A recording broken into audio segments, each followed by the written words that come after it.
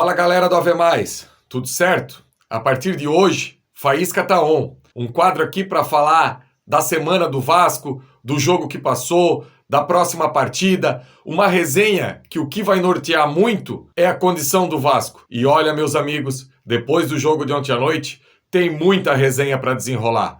Agradeço aqui a direção do Ave Mais, a direção do Atenção Vascaínos e também toda a galera da Carretel que tá dando essa força. Vídeo não é muito a minha área, sempre trabalhei em rádio, mas vou procurar aqui sempre o melhor para trazer para o vascaíno aquilo que ele merece. Um trabalho de qualidade e muitas análises.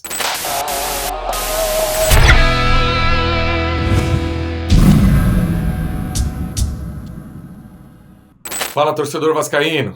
Que dureza essa partida de ontem à noite contra o Botafogo. Ninguém imaginava que a mesma equipe que goleou o Guarani na última rodada da Série B, competiu contra o São Paulo no Morumbi, fosse fazer uma partida tão abaixo. E a discussão, torcedor, não pode ser só do jogo de ontem. Está na hora da gente puxar uma discussão macro do que realmente está acontecendo com o Clube de Regatas Vasco da Gama. E não é de agora, é de um bom tempo. Sai treinador, vem treinador. Sai jogador, vem jogador. E nada acontece. O Vasco, pasmem, mesmo disputando competição de nível abaixo, igual o Campeonato Carioca, não consegue nos últimos anos fazer 3 partidas em sequência que o torcedor diga, eu tenho confiança nessa equipe. E agora, o meu medo é grande, porque o Lisca conseguiu identificar ontem à noite que da maneira que está, o Vasco não sobe. Esse medo eu já tinha. Agora, se há algo a se comemorar, é ele já ter identificado isso com 3 jogos à frente do Vasco. Será que a diretoria do Vasco, com todo esse tempo que montou esse elenco, que eu acho bom, não acho um elenco ruim para a disputa da Série B, já não tinha identificado que dessa maneira que o Vasco vem apresentando, jogo após jogo, o Vasco não sobe? Hoje, o Vasco tem uma crise muito grande. Primeiro, torcedor, qual é a equipe titular do Vasco? Você sabe? Quais são as unanimidades dos 11? Vanderlei? Cano? E agora chegou o Bruno Gomes. 3 de 11 é muito pouco. O Vasco tem quantas duplas de volantes já foram testadas? Quantos laterais direitos já jogaram? Quantos laterais esquerdos já jogaram? E a gente não consegue achar alguém que seja unanimidade. E aí, meus amigos, é um problema macro. Eu vou tentar explicar o que eu penso sobre o Vasco e fazer um link buscando 2018, quando o Vasco contratou Carlos Brasil para sua base, tentando dessa maneira ter uma identidade Vasco, uma maneira de jogar, que era uma equipe que jogava com posse de bola, uma equipe que tinha por objetivo propor o jogo. Quem não lembra, um ano depois da implantação dessa filosofia, o Vasco já bateu vice-campeão da Copa São Paulo de Futebol Júnior, com uma dupla de volante, Bruno Gomes e Caio Lopes, dando aula. Não sou eu que está falando. O próprio Lisca, na sua apresentação, deixou claro que pensava em trazer para o Ceará essa dupla de volantes. O Luxemburgo, quando assumiu o Vasco lá em 2019, logo na sua segunda ou terceira coletiva, falou do Bruno Gomes. Olha, nós temos aqui no nosso sub-20 um jogador que desarma passando. Esse foi o termo que o Luxemburgo utilizou para falar do Bruno Gomes. O Bruno Gomes é um jogador de seleção brasileira. E no Vasco? É unanimidade? Foi expulso nas 2 partidas na Série B há um tempo atrás, agora voltou e voltou dando aula. Mas por que ele não está mais tempo? Por que o Vasco é essa máquina de moer carne, principalmente de jogador da base? Porque o Vasco não sabe o que ele quer. Aí ele ganha um jogo, ele quer propor. Aí ele perde e ele tem medo. Ele quer voltar para o reativo. E dessa maneira, o Vasco não vai chegar a lugar nenhum. Enquanto o Vasco não entender que ele precisa ter um norte e uma maneira de jogar, e dentro desse elenco ter peças à disposição que possam fazer com que o técnico adote esse modelo, vai continuar sempre nesse perde-ganha e essa máquina de acabar com carreiras de jogador da base. Torcedor, você lembra do Jorginho, quando assumiu o Vasco lá em 2015, no retorno do Brasileiro da Série A, quando o Vasco tinha só 13 pontos? O Jorginho veio, aquela montoeira de veterano, Nenê, Andrezinho, Júlio dos Santos, Diguinho, Júnior César, fez um segundo turno de brasileiro, de postulante à vaga na Libertadores da América, uma campanha absurda. No ano seguinte, ganhou o Carioca. Nessa mesma rodada da Série B de 2016, o Vasco tinha 31 pontos. Depois, o trabalho perdeu a validade. Normal, classificou na última rodada. Mas por quê? Porque fez um início de Série B muito bom. Era o líder da competição. Agora, qual é a identidade do Vasco hoje? Qual é a identidade do Vasco do Cabo? Qual foi a identidade do Vasco do Abel? Qual foi a identidade do Vasco do Ramon?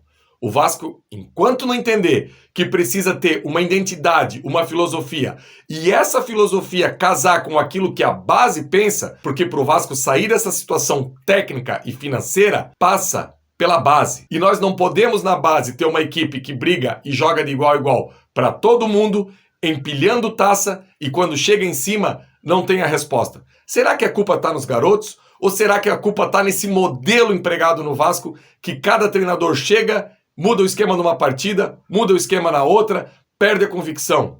Lisca, se eu pudesse te dar um conselho, faça aquilo que esse elenco permite. E você é capaz para isso. Não perca a sua confiança por uma má atuação que nem foi aquela de ontem. Troque peças, mas não perca a sua convicção. Eu acredito, torcedor, que o Vasco só vai ser protagonista na Série B e não me interessa se o Vasco quer jogar propondo o jogo, se o Vasco quer ser reativo. O que interessa é que tenham peças dentro desse elenco que possam proporcionar isso. A nossa base joga com posse de bola. O mais próximo daquilo que eu imagino para futebol é dessa maneira. Até porque nós vamos puxar contra-ataque com Marquinhos Gabriel, com MT, com Andrei, com Léo Matos, com Zeca de perna invertida. Como que a gente vai puxar contra-ataque dessa maneira? Então, Lisca, vá até na diretoria do Vasco, peça aquelas contratações pontuais, mas, por favor, não perca sua convicção por um resultado negativo, porque senão a cada jogo é um modelo, a cada jogo é uma maneira de jogar e o Vasco não chega a lugar nenhum. Temos um jogo bônus na próxima quarta-feira, que já dá para implementar várias coisas daquilo que o Lisca identificou ontem. Um jogo de alto nível, mas é um jogo que permite ao Vasco fazer testes, mudar. Da maneira que está, o Vasco não vai chegar a lugar nenhum. Isso eu posso assegurar. Lisca, está nas suas mãos a coragem para mudar. A torcida vai estar do seu lado. A torcida só não vai ficar do seu lado se for aquela apatia demonstrada ontem. Desse jeito, como você mesmo disse, Lisca, o Vasco não sobe. Para encerrar o Faísca Tá On de hoje, quero compartilhar com o torcedor vascaíno algumas peças que eu tenho aqui na minha casa, principalmente camisas do Vasco. E é um orgulho muito grande que eu tenho esse acervo com 80, 90 camisas, e cada Faísca Tá On eu quero apresentar pelo menos uma peça para o torcedor vascaíno. E hoje é uma que eu tenho muito orgulho, que é a primeira camisa original do Clube de Regatas Vasco da Gama que eu tive o prazer. É essa Adidas do ano de 1988, o ano do gol do Cocada, o ano que o Vasco foi bicampeão carioca em cima do Flamengo. Aqui no Sul, para quem não sabe, eu sou natural de Joinville, Santa Catarina, à época não chegava esse material original e, obviamente, nós não tínhamos essa facilidade para comprar o material que a gente tem hoje. Como que era feito? Eu conseguia comprar uma camisa do Vasco pirata, ir na costureira, comprar o número avulso e colocar o número nas costas. E essa camisa aqui, eu fui numa feira na cidade de Tubarão, o nome da feira à época era ProDoSul, fui com meus avós e foi uma loucura. Quando eu vi essa camisa no stand da feira, eu deixei eles completamente loucos. Esperei a noite para poder fazer uma ligação para o meu pai de um orelhão. O meu pai depositou o dinheiro na conta dos meus avós e no outro dia eu fui na feira morrendo de medo que essa camisa já tinha sido comercializada. E graças a Deus não foi. Eu lembro que eu era uma das poucas, ou se não a única pessoa em Joinville que tinha um material original do Vasco em 88. E quero fazer disso o motivo para compartilhar com o torcedor vascaíno. Tenho várias peças aqui, essa Adidas, finta, capa, enfim, pênalti, todo o material eu quero trazer aqui no final do Faísca Tá On para compartilhar como que eu consegui a camisa e a história dessa camisa. Agora você vê aí o Bismarck fazendo uso dessa mesma camisa. Abraço, torcedor vascaíno. Espero que tenham gostado. Dá o like aí, comentários abertos, se você quiser elogiar, se você quiser criticar. O negócio é igual o Lisca, fazer essa equipe evoluir. E os meus comentários não é diferente. Sempre quero estar disposto a evoluir. Abraço, torcedor. Até o próximo domingo com o Faísca Tá On.